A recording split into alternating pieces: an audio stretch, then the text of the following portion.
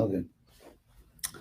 Hare Krishna, welcome to this talk, which is Krishna West today.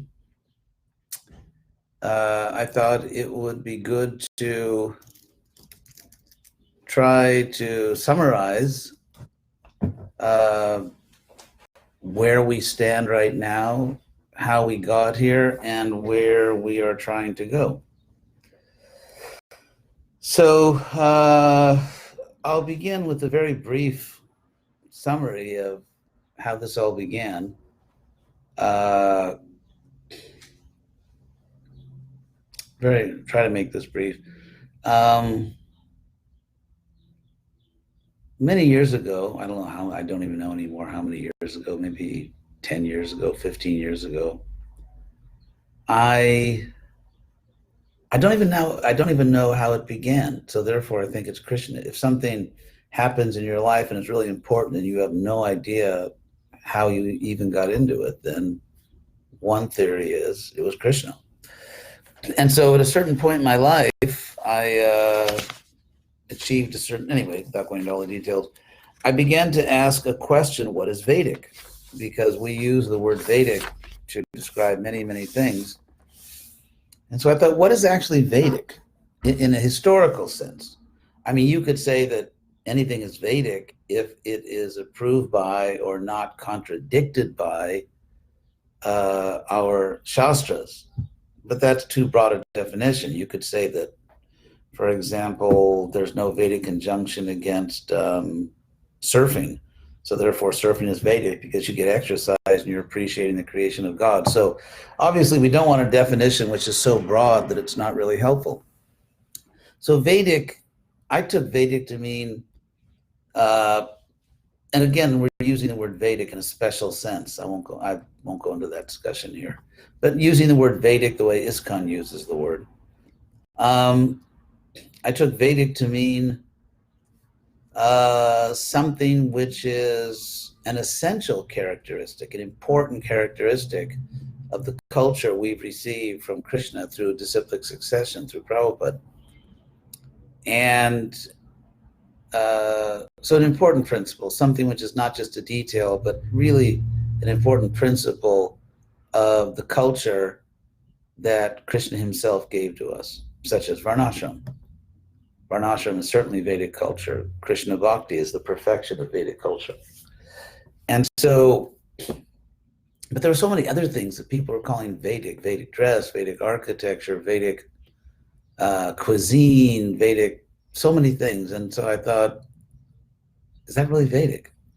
So I began to investigate that. At that point, I had no idea I would do something like Krishna West, because after certain experiences I had as a leader in the Hare Krishna movement, I thought, never again.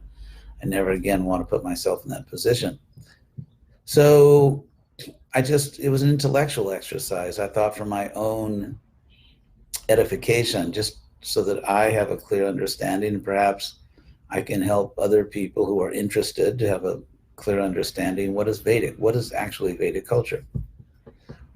And then after a certain time, after several years of that, just a moderate amount of controversy, not too much, I began to feel Krishna pulling me again to do something practical in ISKCON, to lead something in ISKCON, to help Prabhupada.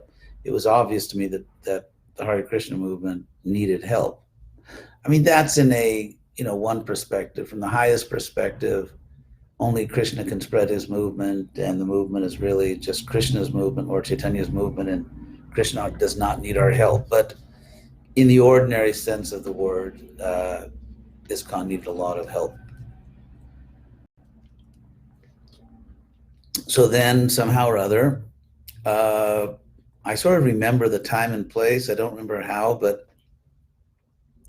because I'd always thought about Vrindavan West, maybe do a project in the country, beautiful project. We could do spiritual tourism. But then I thought, well, what about just spreading Krishna consciousness at least all over the Western world, in what I thought was a more effective way? And so then Krishna West. I remember when I was a college student, I used to write poetry. I think every college student used to write poetry. And I always liked saying something in the least amount of words possible. Even as a writer now, I never like to use unnecessary words. So in the interest of just being as brief as possible, uh, as even Prabhupada quoted, essential truth spoken briefly is eloquence. And of course, in the Vedic tradition, brevity is always highly valued. So I thought, well, Krishna West, because that says it all. So then I think that was around not 19, 2000, maybe 2013, 2014. I was in Santa Monica, California, and for a couple of months, I was the only member of Krishna West. There was one member of Krishna West, and that was me. And I thought, that's fine. If Krishna wants, he'll send more people and then other people. Because it's interesting, from the very beginning, I didn't want to coerce or pressure my disciples to join. I didn't want to use my position as a guru to pressure people to join Krishna West, since the whole principle of Krishna West is that external things often are just external details that can be changed. And so I thought, if the external points, external culture can be changed, then why pressure people to do it a certain way? And so, even though I think it's more effective, so that's why for a time I was the only member of Krishna West, because I didn't want to pressure people. I didn't want to have that kind of relationship. I just thought, if you like it enough, join us. So people did start joining, it started growing, and it actually grew a lot. And it grew in two ways. One way was through actual little Krishna West centers, and we have dozens of those around the world, many countries. But another way it grew, which is also extremely important, is that devotees who didn't necessarily open a Krishna West center or even declare themselves to be Krishna West, because for various reasons, began to look at preaching in a different way, and began to look at their own spiritual lives in a different way. And they realized they could be much more comfortable and happy in Krishna consciousness, doing things in another way, as explained by Krishna West. And so it has, I think history will show, I have no doubt that history will show the obvious, or will explain the obvious, that Krishna West actually had a very strong effect on ISKCON. 1 second, I'm going to close a little window here because it's making some noise, so don't go away. I'll be right back.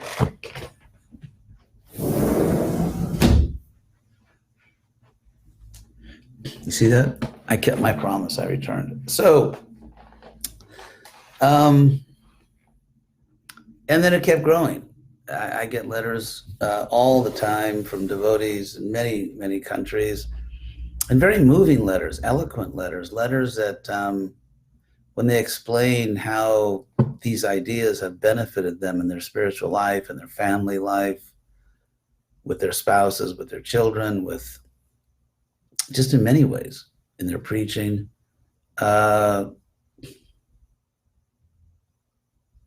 It's very moving. The people who write to me tend to be intelligent, because Krishna West is sort of based on ideas. There are not a lot of rituals, or it's not just blind appeals to sort of blind following. It's, Krishna, I've tried to explain things.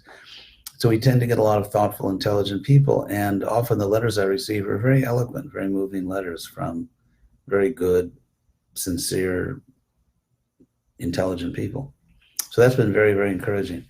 Anyway, at a certain point, because we had so many centers, and it became obvious to me that Krishna was not empowering me and not encouraging me to manage an international Krishna West project within ISKCON, I formed a Krishna West Council of very good devotees who had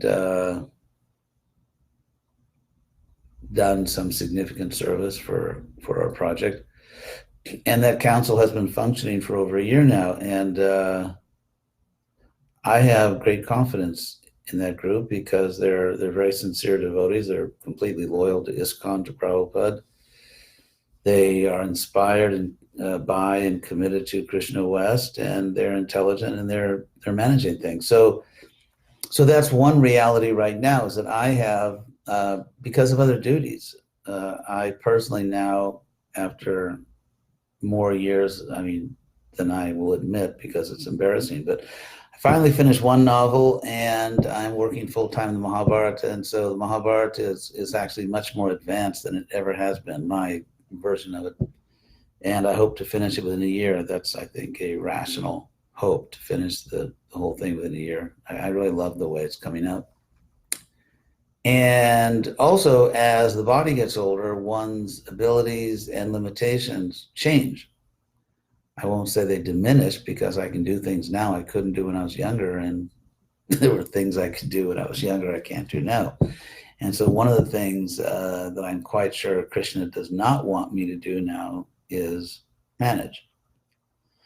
And so I'm very fortunate to have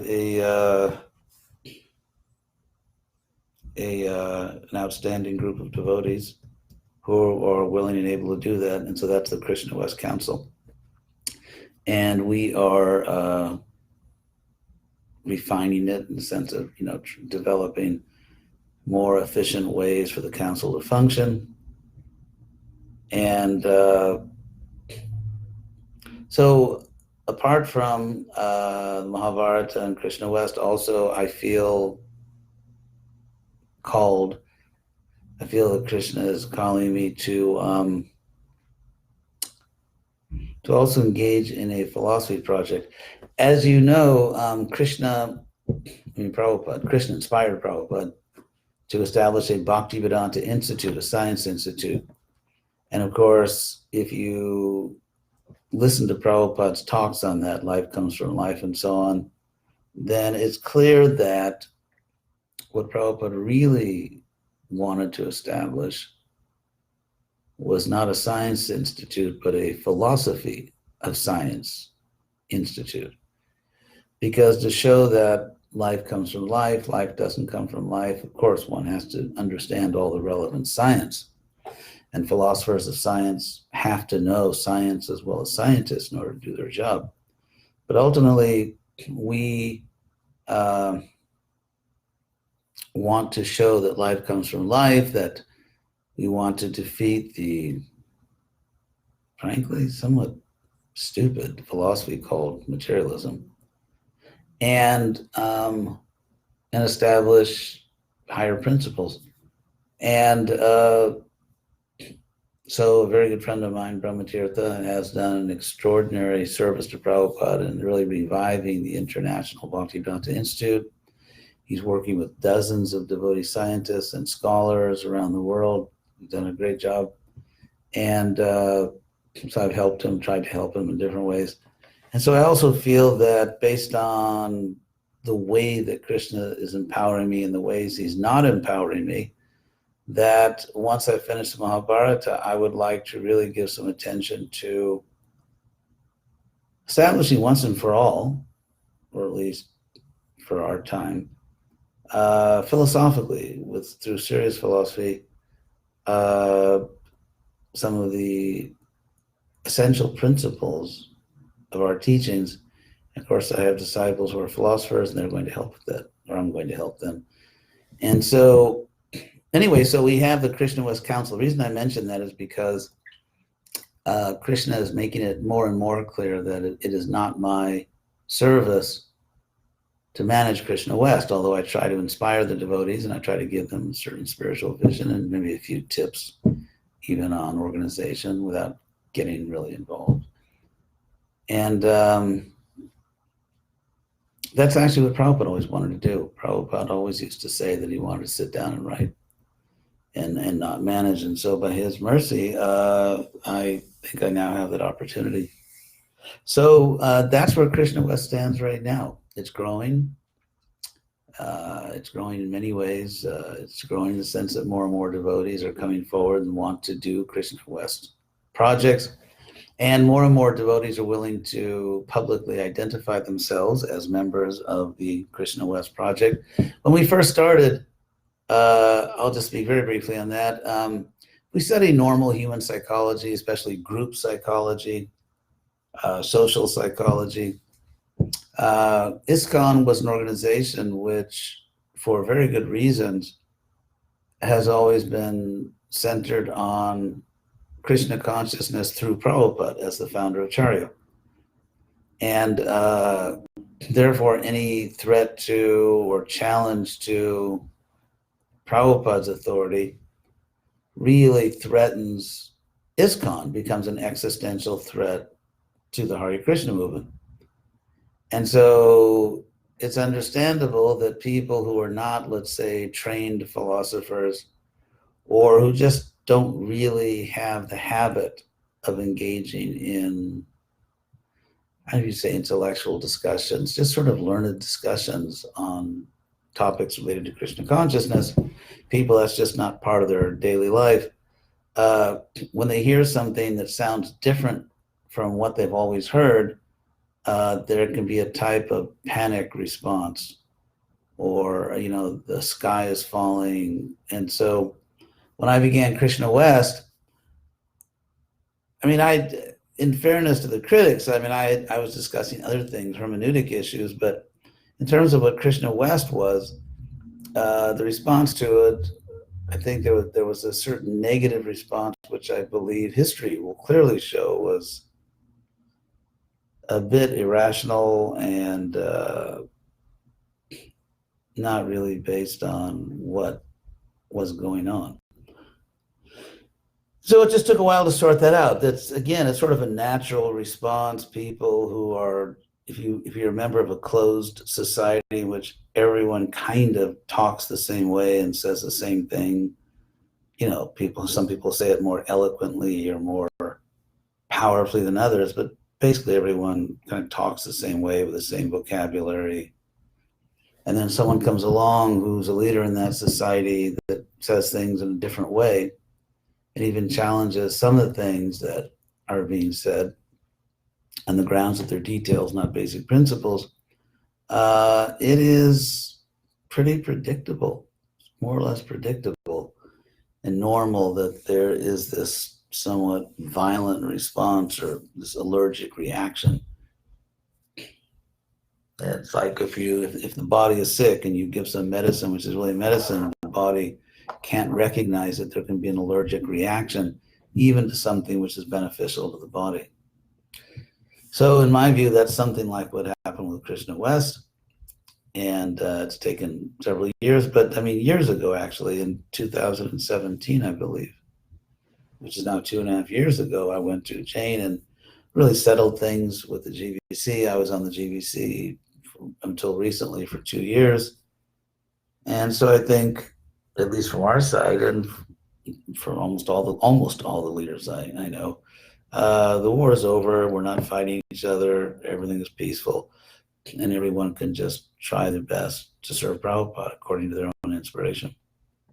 So that's the state of Krishna West. It's growing. It's growing in terms of more and more people, more and more centers. It's growing in terms of people who are already committed to Krishna West are getting older and wiser. They're having more life experiences. They're understanding more how they could help the world and help ISKCON by engaging some of these principles. So in many ways, actually, we're seeing progress. Anyway, this is not going to be a long talk. You'll probably be happy to hear. And so I'd like to thank everyone for listening. As far as Bhakti Li, we'll discuss philosophy of science. Let me just see very quickly if anyone asked any question, or if I can find any questions here. I don't really see any questions. Anyway, thank you all very much for listening. That was the message. Basically, everything's going well. We're very positive. We are blessed with a very good council of good devotees who are now responsible to manage Krishna West. And so any issue regarding Krishna West should be directed toward them. And Krishna has blessed me with several very inspiring services. And I hope we can do something for Prabhupada. So thank you very much, Hare Krishna.